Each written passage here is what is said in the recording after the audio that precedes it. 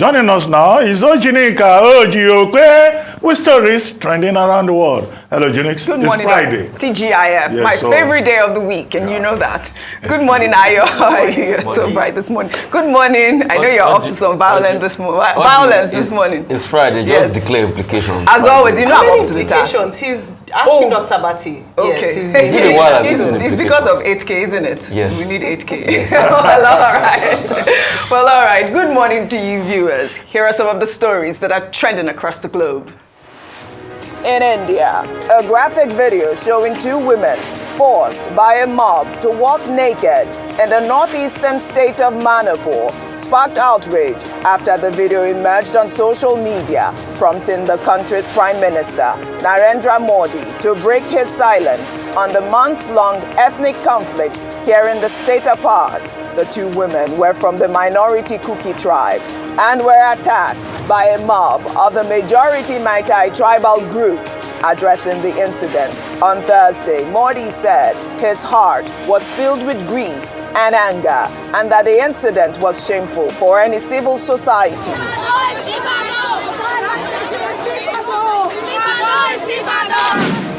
In South Africa, authorities on Thursday expressed concern about a possible second explosion in Johannesburg's business district after one person died and 48 were injured in a large blast on Wednesday. Videos show a main road split wide open from the force of the explosion, with several vehicles blown onto their sides.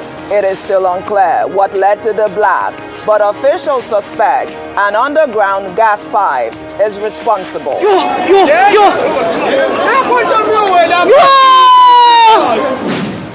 In Malawi, a court on Thursday convicted a Chinese national, Luke, also known as Susu, on multiple charges including trafficking and procuring children to take part in entertainment. Luke was arrested last year after a BBC Africa Eye investigative report showed him filming Malawian children making personalized greeting videos, some of which included racist content, for profit. He was handed a 12-month prison sentence, which he has already served in police custody. Luke was also ordered to leave the country within 7 days and barred from ever returning. Under sports, New Zealand opened the 2023 FIFA Women's World Cup in stunning style against Norway on Thursday, securing the country's first win in the tournament's history with a 1-0 victory. The football fans had failed to win in 15 previous World Cup final matches, exiting in the group stage in all 5 appearances. The victory provides hope that the country, which is co-hosting the World Cup with Australia, can taste knockout football for the first time. Wilkinson! Finally, under entertainment, multiple award-winning Afrobeat star Davido on Thursday announced a donation of 237 million naira to various orphanage homes across Nigeria.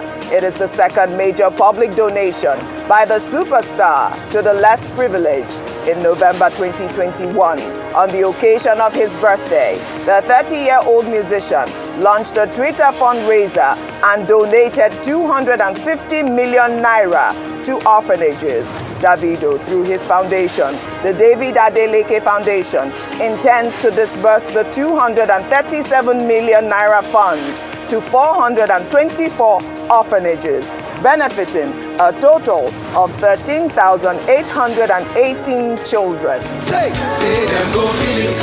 See them go run it down. See them go hold it. Davido is always amazing. Well, let's begin what's trending with reactions trailing the decision made, or the recommendation made by the National Economic Council to dump the National Social Register compiled under former President Muhammadu Buhari for lacking credibility. The council after a 5-hour meeting led by Vice President Kashim Shetima at the State House on Thursday, proposed the implementation of a cash transfer program for states based on their social registers and a cash reward policy for public servants for 6 months. While speaking with journalists, the governor of Anambra State, Professor Charles Chukwuma Soludo, said the so-called national register lacked integrity and that any national or federal programs as such should be delivered via the constituent government. At the council today, there was almost near unanimity among members that there is a big question mark about the integrity of the so-called National Social Register. People have questions about how those names in the register were brought about. The integrity test is what is missing with that register. This is stress testing it, and we think that we need to go back to the drawing board. And if you are delivering any such national or federal program from Abuja, it needs to be delivered via the constituent governments that are there at the roots, and each will now generate using their own formal and informal mechanisms to generate a register that is comprehensive, that is, meets certain criteria that you can stress test, and you can call out the people in the village, and everybody will confirm that these are the vulnerable people. Very great ideas. But you know, Nigerians have reacted. This is from Adebayo, who wrote, so what happens to the trillions of naira that has been shared using this register? How do we trace them? Who do we hold responsible? Buhari? What's next after knowing it lacks credibility? So many questions, man. Then Obiajuli wrote, so heads should be rolling from the last administration, yes? Because children were fed while there was lockdown around the world during COVID, and transfers allegedly made to the poorest of humans. If you can't bring them to book, then it's nothing. Well, another person called for the arrest of the Humanitarian Affairs Minister, Sadia Umaru Farouk, and that, a serious government would have arrested her because the fraud occurred under her ministry. This is Urel. He wrote, arrest the humanitarian minister. Ayo, I'm coming to you. I don't know if you saw that breakdown by the Ministry of Humanitarian Affairs only in April, showing concrete data. It appeared to be concrete data. So what happened? Yes, that's a big question. What happened? Yes. So before we go forward in terms of, let's move it to the subnationals in terms of the implementation of the investment infrastructure fund or the conditional cash transfer through government. Let's look back at what happened with the previous National Social Register, which the governors are now saying lacks integrity. At that NEC meeting, there were some governors who are serving their second term. Why didn't they speak out in the first, during the last administration? Yes. When the government said that they had, because they helped in developing the names on that register, why didn't they cry out at that time? Why is it convenient under a new administration or when you're at different points to then say, oh, that lacked integrity?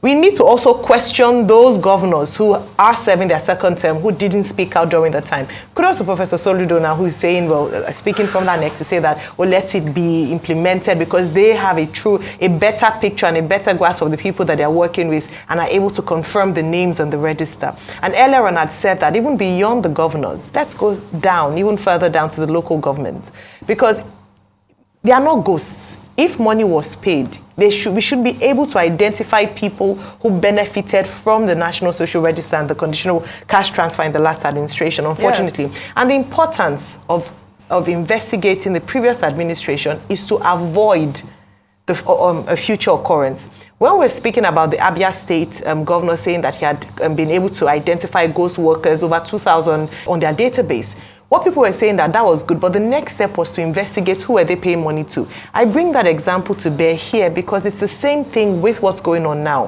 What happens usually is that when there are cases like, oh, that didn't work, people don't know who was giving money, investigations are not concluded. So there's no punishment. So it means that I was saying yesterday, the punishment for bad behavior is just let's sweep it under the carpet, let's say we are sorry and let's move on. No, we can't continue to move on. We need to investigate what really happened. Yes. Was under this same party, APC, and where those monies went to. And if there's anyone who is culpable, let them be brought to the book. Absolutely. Heads must roll. Dr. Abati.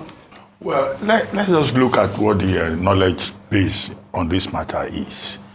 I was citing the point earlier on that OjyOkpe, that's the name of the coordinator of what is called the National Social Safety Net Coordination Office, NACOS, which was established in 2016. His job was to manage the process and to ensure the collation of data and all of that. And it was in that process that Nigeria came up with the National Social Register. That social register is an aggregate of registers prepared by the states. By the state governors, through absolutely, their ministries of planning in the states. And then the federal government took it with the assistance of the World Bank and, according to Pera, if I remember what he said very well, and also by the National Bureau of Statistics. So that data was prepared. In terms of implementation, many of these states were even significantly, involved in the implementation. They got the palliatives to take to their people. Now, take for example, Kaduna State. Kaduna State had, under El-Rufai, a social protection policy for the state. And El-Rufai was quoted as saying they will mine data from that same National Social Register. That same National Social Register, I repeat, was used by Lagos State to also design intervention programs, right? It was also used by international agencies, UNICEF, UN Women, UNDP, and it was endorsed by many organizations as something that was reliable. And it captured, as of September 2022, about 753 local governments and a population of, as they said, of about 52 million Nigerians, coming from about maybe 14.8 households. So those are the facts. So what are the governors now saying? If they say it lacks integrity, well, they will be indicting the various state ministries that were involved. They will be indicting governors that did second term, first term, second term, Absolutely. and are no longer in office. Some of them who are still there are invariably also indicting themselves. Yes. And that is why I've raised the question that, yes, concerns may be raised about implementation because there was no transparency, particularly when that register was used for cash transfer under COVID-19 implementation of reliefs for people. So, and that's why Nigerians, when they hear social register, they are skeptical because we saw politicians taking our palliatives and hiding in warehouses, which resulted in protests. We saw cash being given out to some people, and Nigerians will look at them and say, is this one a poor person? Is this a poor household? So part of the challenge we have is this, lack of coordination, lack of transparency and accountability. Now, somebody raised the question that would the states now go and prepare new registers? Okay, they already have these social registers in their states. So those governors should go back home and take another look at it. And then I hope that this is not an opportunity by state governors to lay their hands on the palliatives, on the cash transfer, and use it for some other purposes. I saw so many comments like that. That is the rhetoric online, Dr. Bati. Now they take it from the federal government. They say they want to take ownership of it. They are now just acting like they didn't know what happened in the past. So these are the questions to be raised. Yes. When you talk about integrity tests and you say the states are in a better position to manage the cash transfer. These same states that sit on local government funds. Yes. Dr. Bati, they are saying it lacks integrity. Rufai, I did see one of your tweets where you mentioned that I had put up a question. Who are these people on this register? And nobody responded to you, right? No, so did you have responses? So they responded. Yeah. So NASCO, I think they are called. NASCO has responded on 2 occasions. In fact, even this morning when we raised the concern, they tagged a video that Arise TV did, that they interviewed 1 or 2 people that were on the social register. So, but that doesn't cut it. Okay. I think, apart from the video, we should go further and answer the question Professor Charles Soludo asked. Is it stress test? He said integrity. I mean integrity tests. All right? Is it integrity tested? How are we sure that some people on that social register have not died since the time they collated that social register and they're still getting money? Have we looked at that data set again? Have we rejigged it? How are we sure that it is everybody that got the money? Can we get sort of like an independent body to be able to randomly call or reach out to the people that got that money? You see, because the problem in this country is the administrator of data. And I'm not sure that everywhere you give the state government that are saying, they will do any better. We have seen how they did palliative. Yes. Come on, Indomie! Just Indomie! Just Indomie! No, they couldn't unfair. give to people. Unfair. Indomie! All right. This same state government. People were so upset in Lagos. See the way they were kicking what they... We saw those videos. We saw those videos. We saw the warehouses. We saw all sorts. We saw those videos. So please, let us administer data well. Right. And please, shine your eye for every state you are in. Right. Start holding the state governors, so yes. They must deliver. And state governors, like they say, like, it's not one governor that's going to pack over 2,000 special advisor. We're going to put on special advisor people in social register. All right, I know. But we need to be able to have that empirical data. And some suggestion, number one, wait, before you do your suggestions, okay. I would like for us to even just go through those recommendations by NEC, because additionally, the National Economic Council endorsed the proposed mass deployment of compressed natural gas vehicles to all states for public transportation. You know, I've been talking about this, Rufai, because this is encouraging. In Egypt alone, the Ministry of Petroleum announced the conversion of about 17,000 vehicles from gasoline to biofuel from July to October. It's amazing.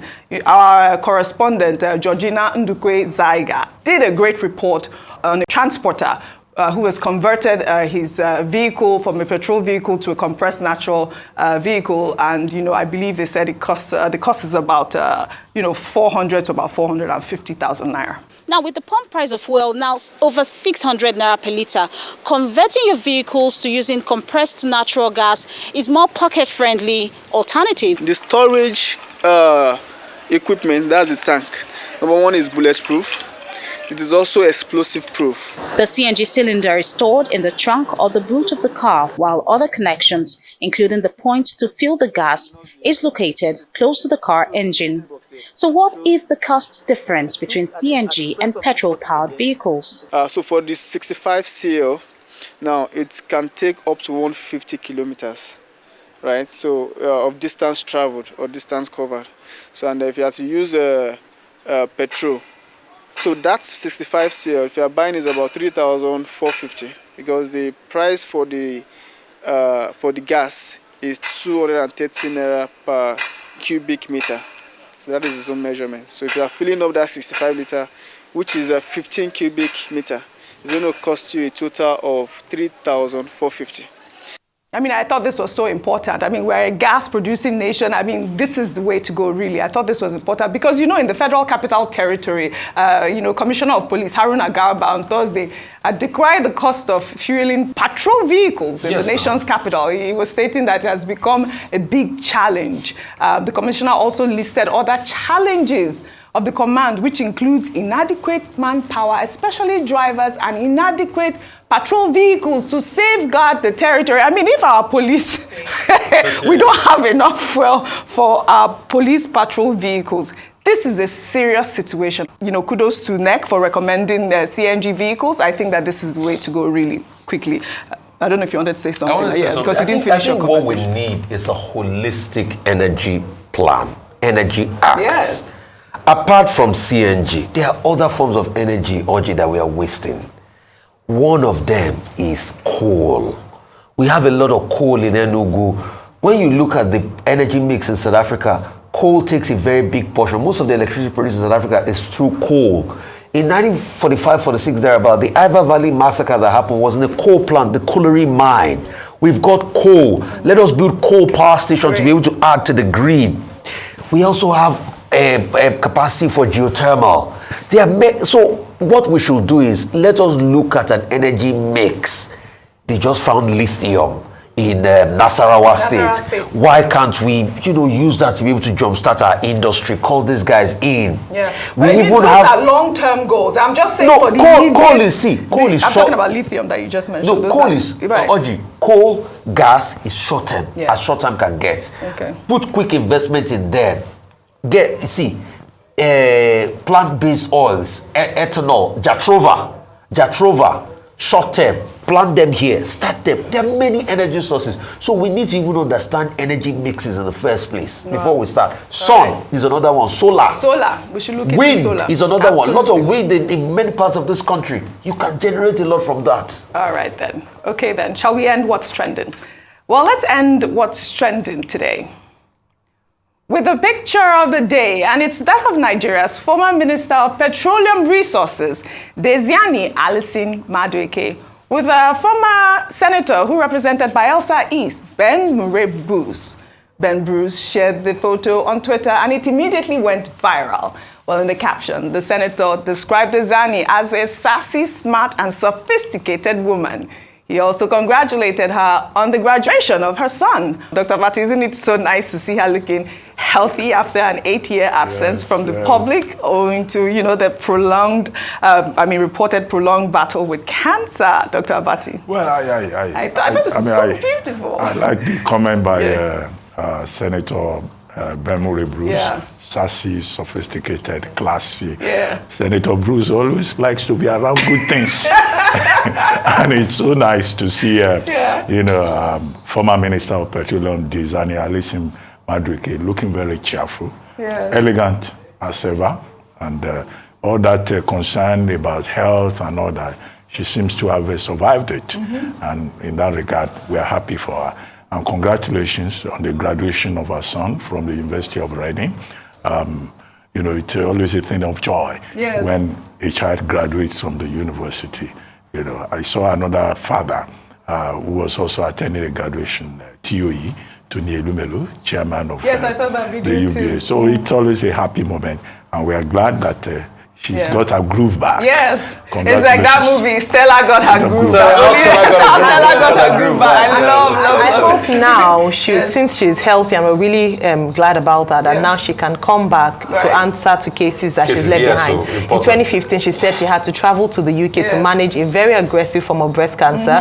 We went through chemotherapy, radiation, and so now she's looking good, and that's great. And so hopefully we can continue the case that she has to answer. No, about what she answers, she herself has taken the FCC to court for false, malicious, and injurious allegations. So she's also gone to court to defend her reputation. And let me just say finally on education, it's very painful when we see politicians who can celebrate their children graduate from universities abroad that work, and our own university education, our own education system is failing. Yes, we rejoice with them, but it's an indictment that whilst the rich are able to celebrate their children, the poor in Nigeria are lamenting because the state of education always finds a way to hit the nail on the head. Before we came on yes, we have to go.